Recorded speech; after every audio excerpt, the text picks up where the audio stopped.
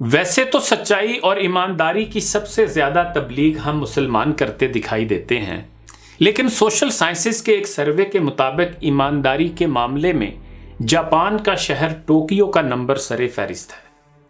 इसकी वजूहात भी सुन लीजिए। जापान में पहली जमात से लेकर तीसरी जमात तक बच्चों को एक ऐसा सब्जेक्ट भी पढ़ाया जाता है जिसमें उन्हें रोज़मर्रा के मामलात और लोगों के साथ बर्ताव की इखलाकियात के बारे में बताया और समझाया जाता है।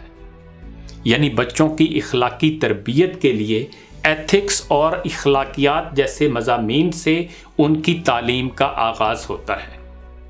एक दफ़ा मुझे ये भी सुनने को मिला कि प्राइमरी स्कूल की टीचर बच्चों को साथ ले जाकर सड़क पर लगे ट्रैफिक सिग्नल्स यानी इशारों की अहमियत के हवाले से बच्चों को मुकम्मल आगाह करती है।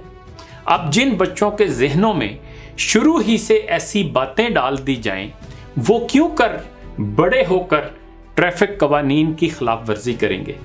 गालिबन जापान दुनिया का वाहिद मुल्क है, या शायद एक दो और ऐसे हों, कि जहां आपको रेस्टोरेंट जाकर बाहर खड़ी अपनी मोटर बाइक को ताला लगाने की ज़रूरत नहीं पड़ती। आप रेस्टोरेंट में दाखिल होते हैं, अपना पर्स, मोबाइल और लैपटॉप टेबल पर रखकर आराम से बाथरूम चले जाते हैं। आपको कोई फिक्र नहीं कि कोई आपकी चीज़ों की तरफ आंख उठाकर भी देख ले। फुटपाथ पर आते जाते अगर कहीं आपका पर्स गिर भी गया तो कोई मसला नहीं। दूसरे तीसरे दिन भी अगर आप वहीं जाकर ढूंढ लें तो गालिब इम्कान है कि मिल जाएगा, क्योंकि कोई शख्स दूसरे की चीज़ नहीं उठाता। अगर किसी ने उठाया भी तो वो उसे पुलिस को जमा करा देगा ताकि उसके मालिक तक पहुंचा दिया जाए। माजरत के साथ कहूँगा कि हम मुसलमान तो हरम पाक में भी अब इतने ईमानदार नहीं रहे, बल्कि इकबाल के बकौल उम्मती बाइसे रुसवाई पैगंबर हैं। जापानी कौम के माहिरीन तालीम के मुताबिक कॉलेज से ज़्यादा नौजवान नस्ल की स्कूल की तालीम अहम है, क्योंकि यहीं से उनकी फ़िक्री बुनियादें तामीर होती हैं। इसीलिए ये मुमकिन ही नहीं है कि जापान में प्राइमरी स्कूल का उस्ताद कम अज़ कम PhD ना हो। जापान में पहली जमात से तीसरी जमात तक बच्चों को फेल करने का कोई तसव्वुर नहीं, क्योंकि उन छोटे बच्चों की तालीम का मकसद उनकी तरबियत और उनकी शख्सियत की तामीर होती है, ना कि उनको तलकीन और रवायती तालीम देना। रट्टे का तो वहाँ तसव्वुर भी नहीं। और ये अलग बात है कि जापानी दुनिया की अमीर तरीन कौमों में शुमार होते हैं, मगर उनके घरों में काम काज के लिए नौकर और खादम का कोई तसव्वुर नहीं पाया जाता। माँ बाप ही बच्चों और घर के जिम्मेदार होते हैं।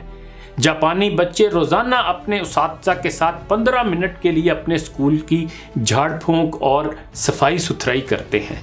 इस मश्क का मकसद उन्हें इखलाकी तौर पर मुतवाज़े बनाना और अमली तौर पर सफाई पसंद बनाना होता है। जापान में हर बच्चा अपना दांत साफ करने वाला ब्रश भी स्कूल साथ लेकर जाता है। स्कूल में खाने पीने के बाद उनसे दांत साफ करवाए जाते हैं। अपने बचपन ही से उनको अपनी सेहत का ख्याल रखने वाला बनाया जाता है। स्कूलों में उस्ताज़ा और मुंतज़मीन खाने का मयार जांचने और बच्चों की सलामती को यकीनी बनाने के लिए तलबा से आधा घंटा पहले खाना खाते हैं, क्योंकि वो समझते हैं कि यही बच्चे असल में जापान का मुस्तकबिल हैं और इनकी हिफाजत का यकीनी बनाया जाना कितना अहम है। यकीनन ऐसे तरीकों से वो अपने बड़ों और उस्ताज़ा की ये जहन साजी भी करते हैं कि बच्चे कितने अहम होते हैं। बच्चे ही हमारा आने वाला कल है। जापान में सफाई का काम करने वाले को एक ख़ास नाम से पुकारा जाता है, जिसका मतलब हेल्थ इंजीनियर बनता है। उसकी तनख्वाह अमरीकी डॉलर में 5,000 से 8,000 के दरमियान होती है। और अहम बात ये कि इस मुलाजमत के लिए भी उम्मीदवार बाकायदा ज़ुबानी और तहरीरी इम्तिहान पास करते हैं। जापान में गाड़ियों, रेस्टोरेंट्स और बंद मुकामात पर मोबाइल इस्तेमाल नहीं किया जाता। जापान में साइलेंट मोड पर लगे मोबाइल को एक ख़ास नाम दिया जाता है, जिसका मतलब मैनर्स मोड यानी इखलाक पर लगा होना बनता है। जापान में अगर आप किसी खुली दावत या बूफे डिनर पर चले जाएं, वहां पर भी यही देखेंगे कि लोग अपनी प्लेटों में ज़रूरत के मुताबिक ही खाना डालते हैं। प्लेटों में खाना बचा छोड़ना जापानियों की आदत नहीं है। معذرت کے ساتھ یہاں ایک بات کہنا چاہوں گا کہ ہماری شادیوں کی تقریبات بارے پنجابی میں کہا جاتا ہے کہ کھانے کے وقت پر کھانا نہیں کھولدا، بندے کھول دینے۔ ایک جنگ کا منظر ہوتا ہے جس طرح لوگ کھانے پر ٹوٹتے ہیں، اور معلوم ہوتا ہے کہ جیسے بیشتر لوگ کئی سالوں کے بھوکے ہیں۔ اور خیر رہنے دیں، کہاں تک سنو گے، کہاں تک سناؤں۔ ابھی فی الحال جاپانیوں کی اچھی عادات ہی پر گفتگو کرتے ہیں۔ جاپان میں سال بھر گاڑیوں کی اوسط تاخیر 7 سیکنڈ تک ہوتی ہے۔ جاپانی وقت کے قدردان لوگ ہیں اور منٹوں سیکنڈوں کی بھی بھرپور قدر کرتے ہیں۔ پاکستان کی وزارت تعلیم کے ایک اہم افسر جناب رفیق طاہر صاحب، جو ایک دفعہ نوجوانوں کی ایک کانفرنس میں آئے جس کا اہتمام پازیٹو پاکستان نے کیا تھا، انہوں نے ایک واقعہ سنایا جس سے اندازہ ہوتا ہے کہ جاپانی وقت کی کیا قدر کرتے ہیں۔ رفیق صاحب کے بقول جب ہمارا سرکاری وفد ہوٹل ٹھہرا تو ہمارے جاپانی میزبان نے بتایا کہ صبح 7 بجے تیار رہیے گا تاکہ ہوٹل سے کانفرنس ہال کے لیے روانہ ہو سکیں، اور اس نے مزید کہا کہ ہمیں پتا ہے کہ پاکستانی اکثر دیر کر دیتے ہیں، اس لیے ہم آپ کو تھوڑا سا مارجن دیں گے۔ ہم نے پوچھا کہ ہمارے لیے وقت کا کتنا مارجن رکھا ہے تو میزبان نے جواب دیا 15 سیکنڈ کا۔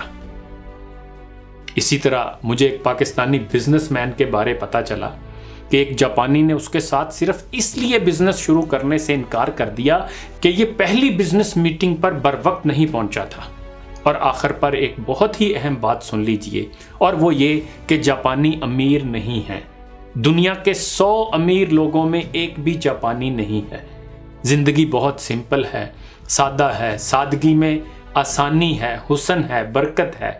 کاش یہ باتیں ہمارے تمام شہریوں اور بالخصوص نوجوانوں کو سمجھ آ جائیں جو اپنی موٹر سائیکلوں کے سائلنسر نکال کر انہیں خود منہ پھٹ بنا دیتے ہیں۔ کاش یہ جان لیں کہ مینرز موڈ میں رہنے ہی سے قوموں کی عزت بنتی ہے۔ انہی گزارشات کے ساتھ اجازت چاہوں گا۔ اپنا خیال رکھیے گا۔ اللہ حافظ۔